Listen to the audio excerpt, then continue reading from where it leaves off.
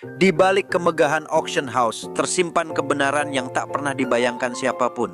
Hari ini, Cha Jin-hyuk berhadapan langsung dengan Gold Lich, sang penguasa emas dengan kekuatan Golden Force yang mematikan. Pertarungan ini bukan hanya soal hidup dan mati, tetapi tentang mengungkap rahasia terbesar Tower. Bagaimana keseruan selanjutnya? Yuk langsung aja kita masuk ke ceritanya. I got loyalty inside my DNA. I got loyalty inside my DNA. I got inner peace, got war and peace inside my DNA. I got poison, pain, and joy inside my DNA. Shinra Tensei. Diceritakan kota yang sudah terbakar, api menjalar liar ke segala penjuru akibat ulah vulkan. Di tengah kekacauan itu, tampak sosok Guildmaster White Swallow, pria berwibawa bernama Baek Holyo. Dengan wajah tegang, ia menatap kedua wanita yang berdiri di hadapannya, lalu bertanya dengan suara berat, "Ceritakan padaku, seperti apa wajah calon anggota mencurigakan itu?" Kedua wanita itu saling berpandangan lalu menjawab hampir bersamaan. Namun jawaban mereka berbeda.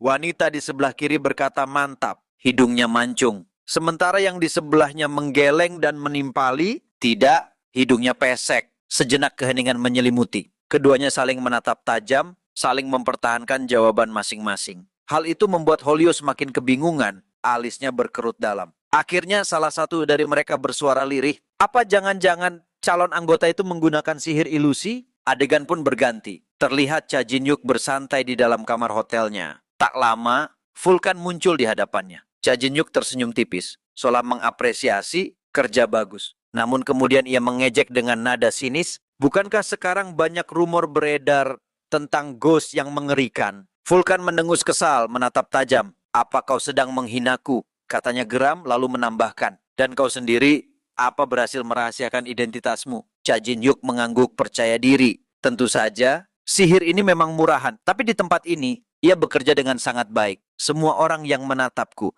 pasti hanya akan mengingat wajah yang sedikit berbeda."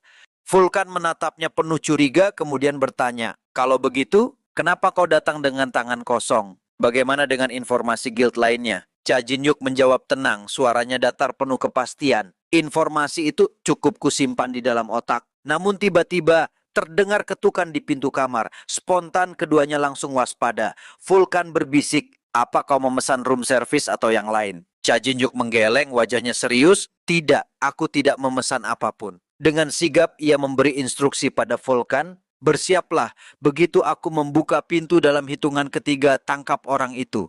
Cha Jin-hyuk mulai menghitung. 1, 2, 3. Pintu terbuka. Seketika Vulkan melepaskan skillnya, energi terjerat menembus udara dan menangkap sosok di luar. Tubuh orang itu terikat rapat lalu terhempas ke lantai. Cha Jin-hyuk melangkah mendekat, menunduk untuk melihat wajahnya.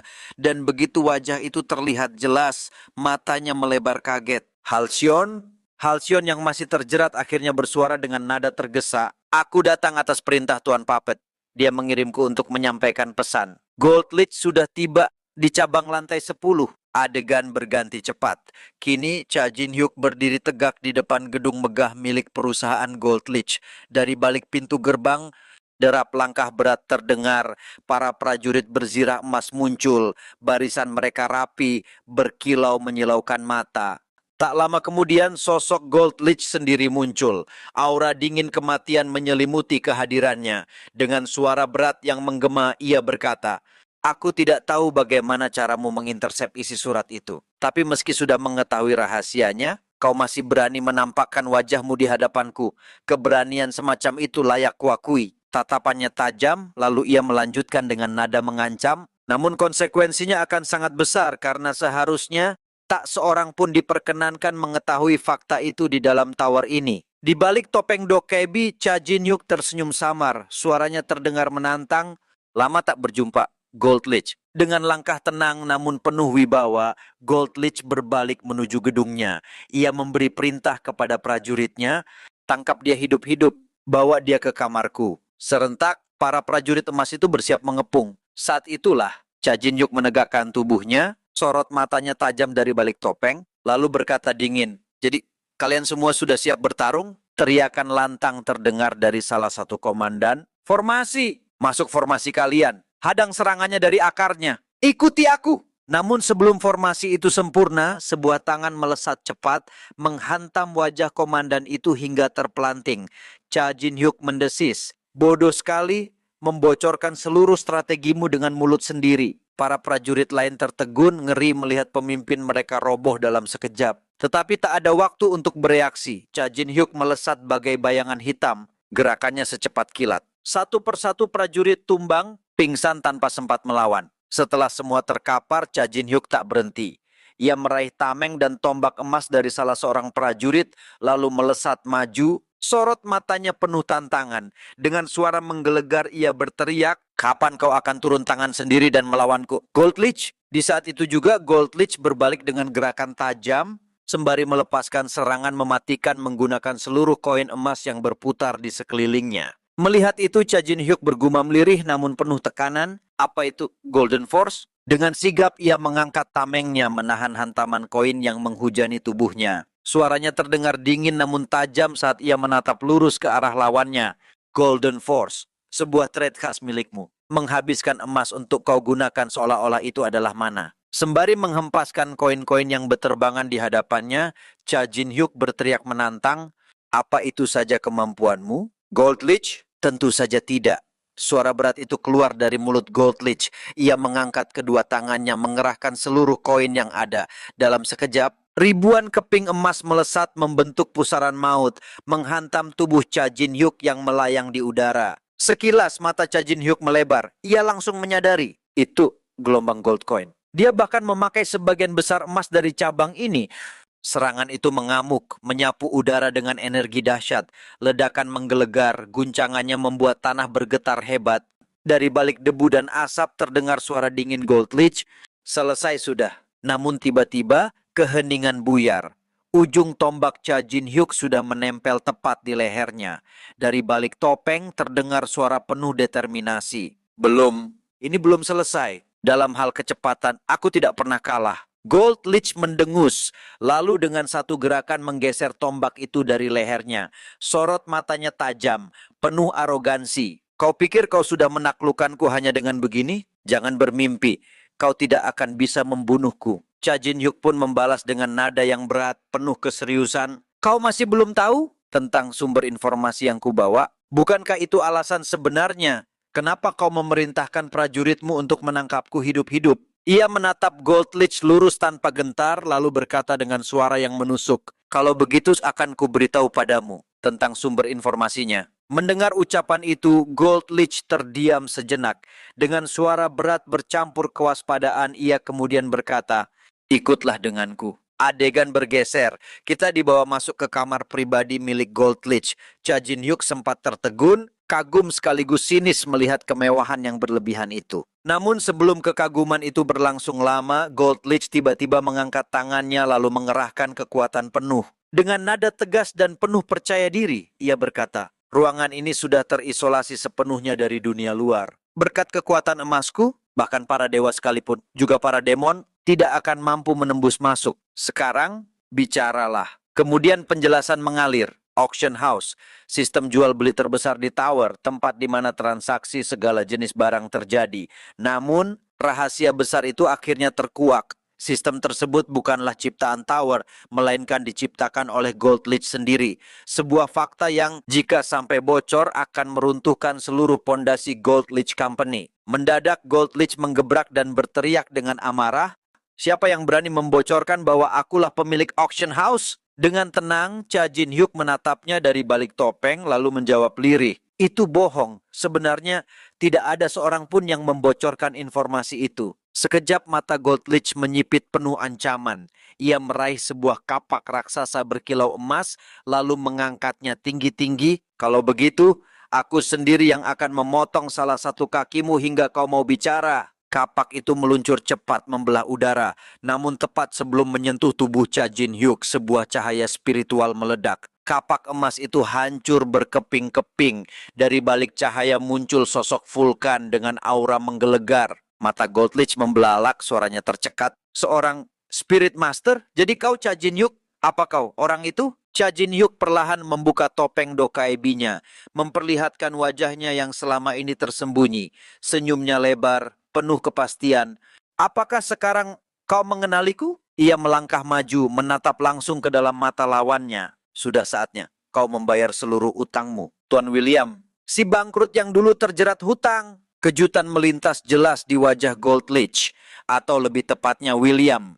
Bibirnya bergetar, nyaris tidak percaya dengan apa yang ia lihat. Kau, Cha Jin-hyuk, kau masih hidup? Singkat cerita, Cha Jin-hyuk pun menceritakan segalanya. Tentang Nenek Star yang mengkhianatinya, tentang luka dan kebangkitannya, hingga alasan ia berdiri kembali di hadapan William saat ini. Ketegangan semakin menebal, keringat dingin membasahi wajah William. Suaranya terdengar goyah.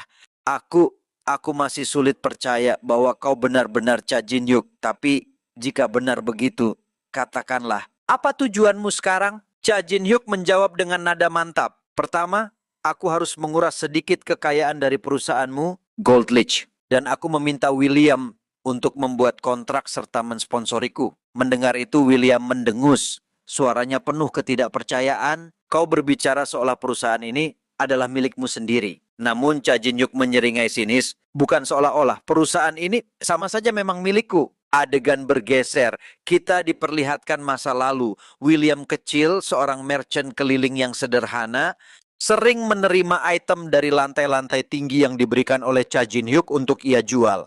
Kenangan itu menyentuh, namun sekaligus memperkuat kata-kata Cha Jin-hyuk. Dengan senyum lebar penuh keyakinan, Cha Jin-hyuk menegaskan, aku adalah kontributor pendiri perusahaan Goldlich, sekaligus pemegang saham terbesarnya. William terdiam sejenak. Raut wajahnya menegang, sedikit kesal. Namun di balik itu ia tak bisa memungkiri perasaan aneh yang timbul, seolah ia benar-benar sedang berbicara dengan Cha Jin-hyuk yang asli. Akhirnya William menjawab, kalau kau menginginkan kontrak, maka kau harus menawariku sesuatu, meskipun kau memang Cha Jin-hyuk yang asli. Cha Jin-hyuk mengangguk ringan. Aku punya sesuatu. Informasi yang sudah kukumpulkan sejauh ini dan hasil dedukasiku. Mata William menyipit lalu berkata dengan nada dingin. Baiklah, katakan lalu aku akan menilai seberapa berharganya informasi itu. Cha Jin-hyuk menatap lurus ke arah William.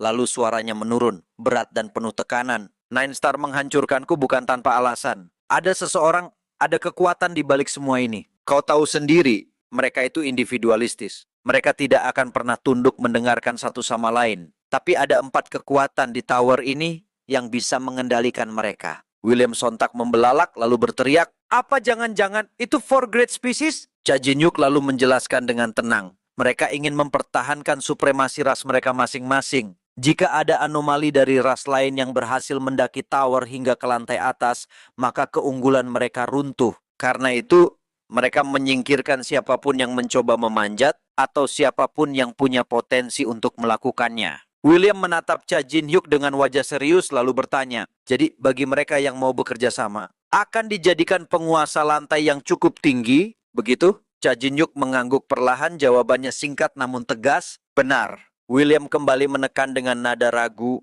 tapi bukankah semua yang kau katakan tadi hanyalah dugaan? Dan kenyataannya, sejauh ini hanya kau seorang diri yang menjadi korban. Sebelum Cha Jin-hyuk sempat menanggapi, Vulkan maju selangkah, suaranya bergema, apa kau tahu tentang desa Oni Tribe di lantai 100? Pertanyaan itu membuat wajah William seketika berubah tegang, matanya melebar kaget. Vulkan melanjutkan dengan nada berat, aku tahu, hanya ada satu orang yang selamat dari tragedi itu. Cha Jin-hyuk menimpali dengan suara tenang. Dan nama Dokkaebi itu adalah Haryu, anggota muda dari Oni Tribe. Apa? Anggota Oni Tribe yang masih muda? Layar cerita seketika bergeser, kita diperlihatkan sosok Haryu. Ia tengah bertarung sengit melawan gerombolan monster. Tubuhnya penuh luka namun matanya menyala dengan tekad membara. Meski sudah berjuang mati-matian, Haryu tetap terhempas ke tanah oleh serangan brutal bos monster lantai 10. Seketika sebuah panel sistem muncul di hadapannya. Batas waktu sudah habis. Strategi Anda telah gagal. Anda akan secara paksa dikembalikan ke zona aman lantai 9. Tubuh Haryu pun diselimuti cahaya teleportasi lalu terlempar kembali ke lantai 9. Napasnya terengah keringat bercucuran, namun semangatnya tak padam. Ia mengepalkan tangan bertekad kuat, aku harus jadi lebih kuat agar aku bisa bertemu lagi dengan Cha Jin-hyuk. Namun tiba-tiba aura gelap menyelimuti sekitarnya. Dari bayangan pedang, wujud asli Dragon Slayer Sword perlahan muncul, suaranya penuh bujuk rayu, gunakan aku, Haryu, dan dengan begitu, kau akan bertemu Cha Jin-hyuk jauh lebih cepat. Percayalah padaku. Mengalahkan Orc Great Warrior hanyalah perkara mudah selama kau menggunakan kekuatanku. Tatapan Haryu mengeras.